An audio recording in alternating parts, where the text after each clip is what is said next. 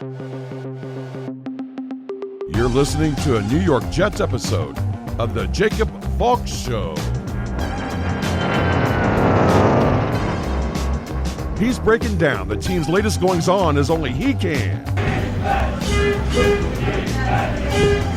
Follow him on Twitter at RealJacobValk. Here he is,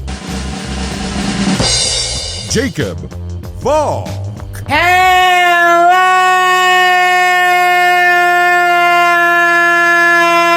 Jets fans!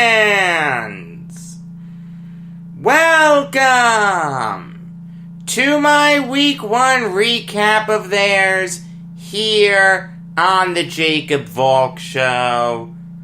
I am Jacob Valk, and I am starting this off with a thud, a whimper, a cool breeze. Whatever the opposite of a bang is, that's what I'm starting this with. You can't play much worse than how the Jets played today. I mean, everything was terrible. The offense, the defense, the coaching, everything. I mean, offensively, Sam Darnold looked dreadful. Missed his receivers, made terrible decisions.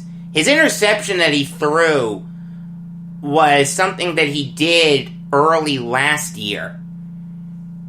You know, he rolls out and then he throws across his body to try to make something happen. If it's not there, kid, just throw it away. The running game was non-existent. I mean, granted, the Jets were down early. If you blinked, they were down 21-0. So I understand that you can't run the ball a whole hell of a lot, but they only had 14 rushes the whole game. Darnold's one run doesn't count. Le'Veon Bell, we've been hearing all offseason, oh, he's going to break out this year. Don't worry about it, he'll be fine. He only had 6 rushes for 14 yards. Frank Gore looked a million times better than him. The only Jet who played great today was Jamison Crowder. 7 catches for 115 yards and a touchdown. The 69-yarder was really impressive. But having said that, that was kind of a fluky play. I mean, that was a short pass that the Jets were able to break for big yardage. I mean, give the Jets credit. They blocked well on the play, but it was weird. It was just really weird that they were able to break that play open. If you take that pass away, Sam Darnold only passed for 146 yards. Like I said, a disastrous game for him. Chris Herndon looked okay. He had 6 catches, which I like. I don't like the 37 yards, though. He should be used in deeper routes, and he fumbled once, which I really don't like. I mean, this Jets offense was anemic. If you catch a pass, you can't then fumble it. That's ridiculous. Nothing drives me more crazy than that. Defensively, thank God that Josh Allen was loosey-goosey with the football. I mean, if not, the Bills would have had 41 points. Allen had 2 really key fumbles. I mean, for the most part, he played well. He threw for over 300 yards. He was responsible for 3 touchdowns. This is how bad the Jets' offense was. Josh Allen rushed for 57 yards. The whole Jets team, counting Darnold, rushed for 52. The opposing quarterback outgained them on the ground. You can't win football games like that. This Greg Williams defense. Oh, don't worry about the lack of talent. Greg Williams is going to be able to coach these guys up. Talent still counts for something. And the Bills thoroughly outcoached the Jets. Sean McDermott took everything away from Adam Gase in this game. And Brian Daboll confused the hell out of Greg Williams.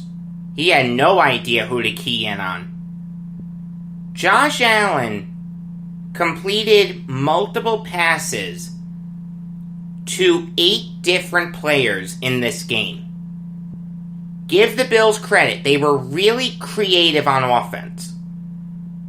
I mean, I'd say that's tough to game plan against, but that sounds like an excuse. I mean, it is tough to game plan against, but having said that, that's your job if you're Greg Williams. And we know that the Bills have a great defense, but that's Adam Gase's job to go up against them. And I don't want to hear, oh, look at the scoreboard, they only lost by 10. They should have lost by a lot more. There is one plus on the defensive side, though, for the Jets. I thought their secondary, for the most part, was good. Brian Poole, I thought, played great. Marcus May had the game of his life.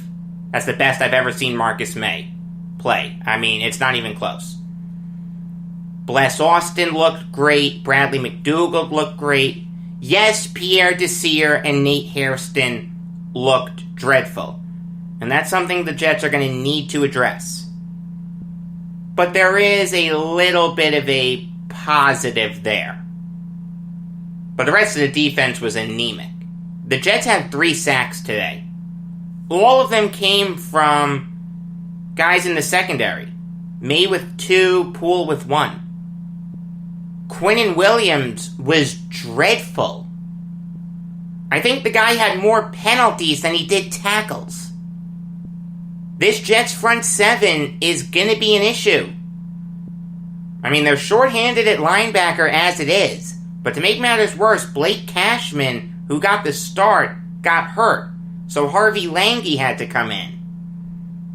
I give Lange credit. He did his best. He was out there trying to make stuff happen. But that's not his natural position. Inside linebacker was supposed to be a strength with Mosley, Williamson, Owasso, Cashman, and Hewitt. Instead, it looks like the biggest weakness on the team. Special teams, though, I will say the Jets looked okay. Sam Ficken and Braden Mann looked great, but I didn't like what Josh Malone and Ashton Davis did. I understand they only got 1 chance each to show what they could do, but they didn't impress me. They allowed Andre Roberts to have some big plays on punt returns. Roberts had 5 punt returns for 69 yards. That's an average of just under 14 yards per punt return. That's inexcusable. You want to know how bad it was for the Jets? I'll tell you how bad it was. The Bills only punted the ball once, and the Jets didn't even get a chance to return it. It was a fair catch.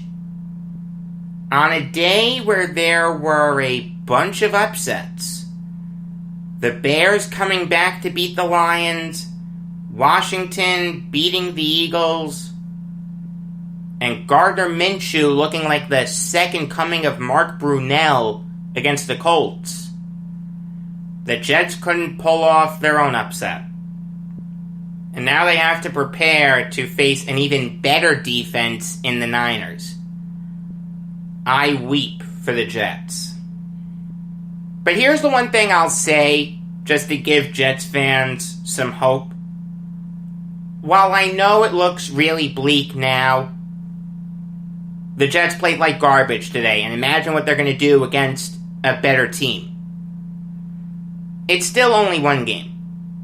Alright, the season's still early. There are some teams that are still working out the kinks. The Browns, Dolphins, and Eagles all underachieved.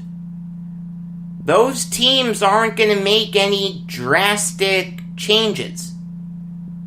They'll know what worked, and they'll know what didn't work. And they'll correct it for week 2. I understand that there's not much that you can look at and say, wow, this worked. But I like the fact that the Jets made it competitive towards the end. I mean, it was 21-10 after 3. And the defense did hold in the second half. They only gave up 6 points. So there is stuff to build on here. I understand it's going to be really, really tough against the Niners. And I'm probably going to pick the Niners in that game. Maybe not as one of my picks on this show, but just the offline picks that I do, I'm probably going to pick the Niners. But it's not all doom and gloom yet. It looks bad now, but there's stuff to build on. It's just one game. No team is out of it right now. Alright? Calm down. Don't go too crazy. While I know it's hard, and believe me, it's tough for me to say this, because I was really ticked watching the Jets. But try to let your common sense prevail. You have a right to be upset that they got destroyed by the Bills. But you also need to realize that it's just one game. There's a lot of football left to be played. Tomorrow, there's a lot to break down. NBA, NHL, and NFL on the regular episode of the Jacob Valk Show.